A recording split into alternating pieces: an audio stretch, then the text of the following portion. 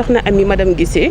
donc coordonnatrice du projet coup d'envoi pour le leadership des filles au niveau de plan international bureau de Thiès. Donc tey ñu ngi woon fii ci nouveau lycée de Thiès pour dérouler li nga xam ne moom mooy finale Jeunes en Herbe bi donc doon compétition bu nga xam ne aussi ñu ngi ko doon organiser depuis début année bi ñu njëkkee woon ci li nga xam ne moom mooy cours de renforcement yi. Continuer ko tey dem ba organiser ay Jeunes en Herbe yu nga xam ne day permettre xale yi jongante ci wàllu xam-xam ci wàllu genre mais aussi di jongante yoo xam ne dañ koy teg ci li nga xam ne moom mooy ay règles yi nga xam ne règles yu seen lay doon. Donc tey ñu ngi ci en finale croisée entre les zones parce qu'on avait divisé la zone en 3 sous-zones donc actuellement zone 1 ak zone 2 ñoom ñooy rencontré en finale di naan en finale croisée donc ñu am mbégte bu baax. Gis engouement bi nga xam ne xale yi def nañ ko ci Jeunes en Herbe yi te mu ñuy permettre ñu maintenir renforcer qualité éducation bi mais aussi xale yi nga xam ne dañu nekk en difficulté d'apprentissage également ñuy fexe yokk seen taxawaay ci li nga xam ne moom mooy jàng mi parce que tey dañ ko organiser de sorte que chaque équipe buy ñëw day àndaale 10 jeunes en plus des membres d'équipe day àndaale 10 jeunes yi nga xam ne ñoom ñoo nekk en difficulté d'apprentissage pour ñu ñëw bénéficier wu ci nga xam ne mooy programme Jeunes en Herbe yi. Donc sant yàlla bu baax a baax donc mbir mi dafa dem ba cofeel bi ci état appropriation cofeel bi nga xam ne établissement yi def nañ ko ci dafa weesu suñu njort sax moo tax ñun suñu mbëbët fi mu ne nii mooy mbir mi doon loo xam ne tournoi de Jeunes en Herbe yi doon loo xam ne dafa sax ci niveau établissement yi parce que dina permettre renforcer apprentissage yi mais aussi dina créer li nga xam ne moom mooy compétition bu saine entre les élèves en même temps renforcer yi nga xam ne compétence jeunes yi nga xam ne dañu nekk en difficulté d'apprentissage donc réel intérêt la donc notamment aussi gunge bi nga xam ne partenaires techniques yi gunge nañu ci notamment inspection d'académie ak chef d'établissement yi ak professeur encadreur yi nga xam ne ñoom ñooy gérer li nga xam ne moom mooy organisation tournoi de Jeunes en Herbe bi donc tey ñu ngi amoon 2 compétitions première bi nekk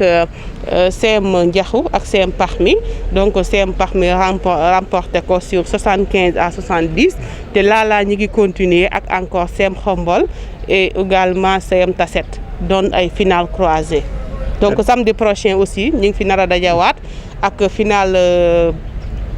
Mbousnakh ak Anen mais aussi lycée Xombol ak lycée Thiénaba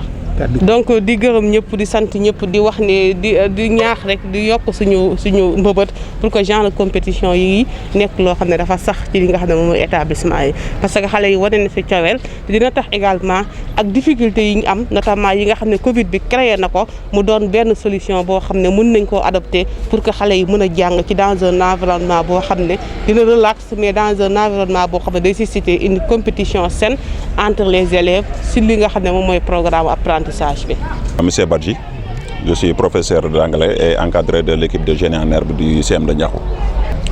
En tant qu'enseignant, je pense que c'est quelque chose qui est à encourager parce que le seul fait de devoir donc évaluer donc les connaissances des élèves dans les différentes matières qu'on a eu donc à les évaluer, je pense que c'est une chose qui est vraiment à encourager et à pérenniser. Ça montre d'abord l'intérêt que Plan a par rapport à l'évolution des enfants, par rapport à leurs études, mais aussi à travers ces activités, on a pu donc déceler donc l'engagement des élèves donc à vouloir donc s'engager davantage, je dirais même, dans les études et aussi dans la réussite aussi de leurs collègues. Beaucoup en termes de connaissances, même en termes de résultats. On peut dire que ça les a permis, parce que ça coïncidé avec la période des compositions et des examens blancs. Et pratiquement tous les élèves qui sont donc dans l'équipe ont eu leur BFM blanc. Donc ce qui veut dire que ça leur a permis donc de réviser pour les Jeunes en Herbe, mais aussi de se préparer pour l'examen blanc. Et aussi, je pense que ça va apparaître donc lors de l'examen du BFM. D'abord de le pérenniser, parce que on peut dire que c'est un manque au niveau donc régional. Et si Plan vient vraiment nous aider donc à organiser ces genres d'activités, nous pensons que Plan sera donc la bienvenue dans tous les établissements. Donc on les encourage, on les félicite aussi de l'organisation de cette activité.